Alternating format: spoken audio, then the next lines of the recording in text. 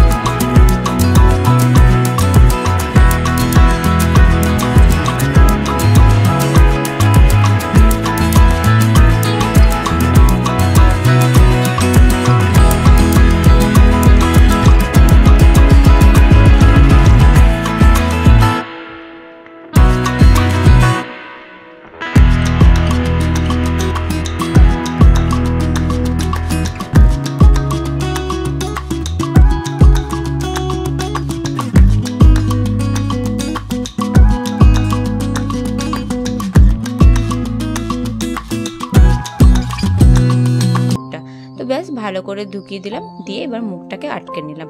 তো এটা আমি ভালো করে ঢুকিয়ে মুখটাকে আটকে নেওয়ার কারণটা এটাই, যাতে যখন আমি লুচিটা ভাজবো কচুরিগুলোর থেকে যেন বেরিয়ে না আসে মাছের পুরটা। তো কেমন লাগছে ভিডিওটা অবশ্যই একটা ছোট্ট কমেন্ট করে জানাবে, আর যারা এখনও সাবস্ক্রাইব করোনি সাবস্ক্রাইব করে পাশে থাকবেন। এবার দেখুন এইভাবে মাছের কচুরিটাকে একটুখানি হাত দিয়ে প্রথমে নরম বেলে নিলাম, তারপরে এটাকে ভালো করে বেলুন চাকি দিয়ে বেলে নিলাম। আর খুব বেশি চাপ দিয়ে বেলবে না, বেললে পরে কিন্তু লুচিটা ভেঙে গিয়ে আটাটার থেকে মাছের পুরটা বেরিয়ে যাবে। এবার আবার একবার ভরে তোমাদেরকে দেখিয়ে দিলাম। তো দেখো বন্ধুরা কেমন লাগছে অবশ্যই কিন্তু এটা কমেন্ট করে জানাবে। আর যারা যারা এখনও মাছের কচুরি বানিয়ে খাওনি, অবশ্যই লোটে মাছেরটা খাওনি, তারা অবশ্যই একবার ট্রাই করে দেখো, অসাধারণ লাগবে। এরপরে আর একটা পদ্ধতিতে দেখিয়ে দিচ্ছি। প্রথমে একটু আটাটা নিয়ে বেলে নেবে, তার উপরে একটু মাছের পুরটা দিয়ে দেবে, দিয়ে এবার মুখটাকে আটকে এবার আলতো হাতে বেলে নেবে। এইভাবে করলে অতি সহজে তোমরা করে ফেলতে পারবে। ব্যাস এবারে তেল গরম করে নেবে, কড়াইতে একটু তেল গরম করে নেবে আর লুচিগুলো গপ গপ করে ছেড়ে দেবে। তো এই মাছের কচুরিটা কেমন লাগলো? অতি সহজে হয়ে গেল না বন্ধুরা? তো এইভাবে করে ফেলো বাড়িতে। আর বাচ্চাদের টিফিনেও দিতে পারো, ইভেন বড়োদেরকে টিফিনেও দিতে পারো, সকালের টিফিন এবং বিকালে নাস্তা আর রাতের ডিনারেও এটা খুব সুন্দরভাবে খেতে পারবে আর সার্ভ করতে পারবে। আর যাদেরকে দেবে তারা একদম হাত চেটে খাবে, প্রমিস করছি দারুণ হয়েছে বন্ধুরা। তো অবশ্যই কিন্তু করে খেও আর আমাকে একটা ছোট্ট কমেন্ট করে জানিও। এবার দেখো এটাকে আমি একটুখানি কাটবো, মাছের কচুরিটাকে কেটে তোমাদেরকে ভেতর থেকে দেখিয়ে দেবো যে পুরটা কি সুন্দরভাবে পুরো কচুরির মধ্যে লেগে গেছে আর একটা অসাধারণ কালার সৃষ্টি করেছে। তো কেমন লাগলো অবশ্যই একটা কমেন্ট করবে, লাইক শেয়ার করতে কিন্তু ভুলবে না। আর পাশে থাকা বেল আইকনটা টিপে দেবে, যখন আমার ভিডিও আসবে অবশ্যই তোমরা খুব তাড়াতাড়ি পেয়ে যাবে। আর বন্ধুরা ভালো থাকবেন, সকলকে সুস্থ রাখবেন আর ধন্যবাদ।